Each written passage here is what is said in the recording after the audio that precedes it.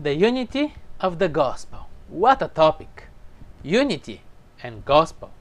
Can the gospel unite or break unity? How about diversity? Last week we have completed chapter 1 where Paul defended his reasons to write the letter to the Galatians. This week we're reading the second chapter where we're juggling between unity in the community and the truth that has to be preached. So unity versus truth. Was there a contradiction between what Paul was preaching and what Peter and the apostles were preaching? Paul already said that his message and authority were coming directly from God. He didn't take a course or a degree from the school of the apostles, and he didn't need their permissions or approval. But were they preaching different gospel? Apparently, some were suggesting that. Unity is important. Unity most of the times testifies of credibility. In unity, safety is found. Unity is important. For Paul, if there is no unity, there are quarrels among the members. And if there is quarrels, there is division in the church. Is Christ divided?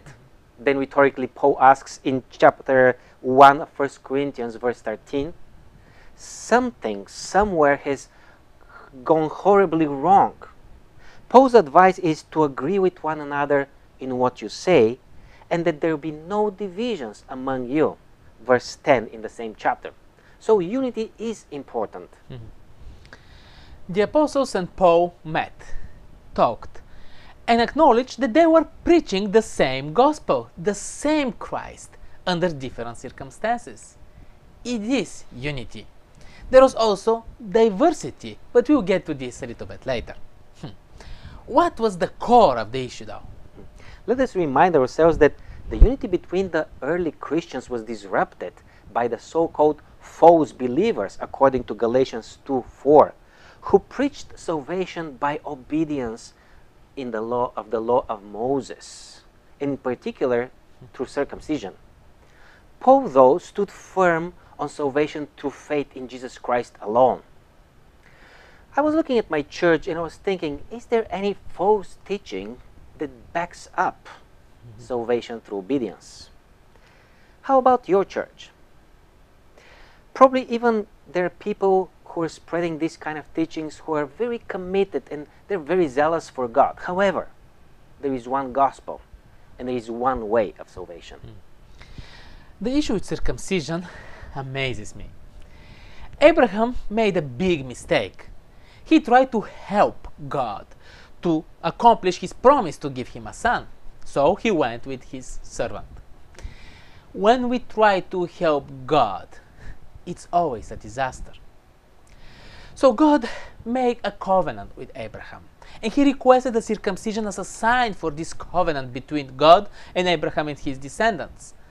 The first blessing of this covenant was Isaac, a miracle and a proof for God's power and plan.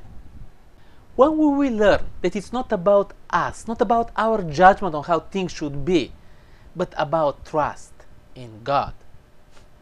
The circumcision, the traditions, the law, our fruits, they all are important and have a purpose and reason, but our salvation is only through Jesus.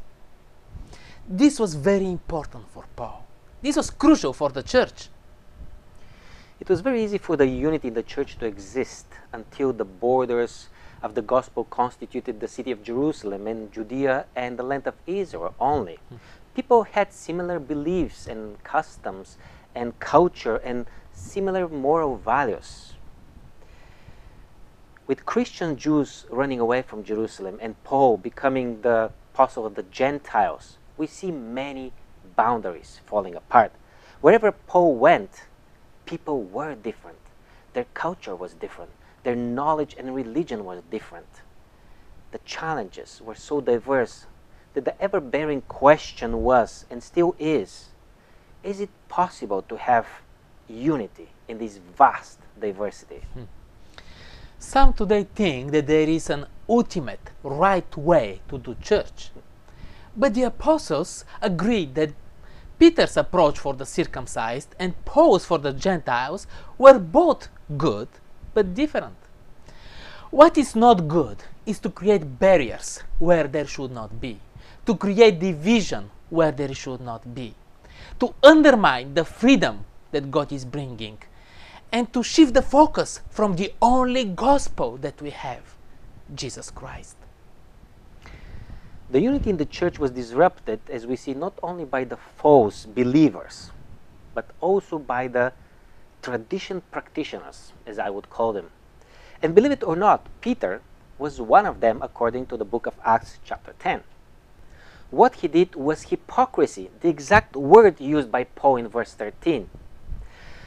What we read is that Peter's decision was affected by mere peer pressure, by some Jews who came from Jerusalem, to the extent that he changed his behavior as to avoid eating with Christians, Gentiles. I opposed him to his face, were Paul's words. Unity had to be restored. How human and how humbling it is. It's so easy for us to be hypocrites. Peter could have made a big fuss defending himself and his authority, but neither for Peter, neither for Paul, this was a display of power or authority. Today, our church is going through some serious tests of unity as well. It will help if we can all take a step back and check if you are standing up for what is right or succumbing to pressure.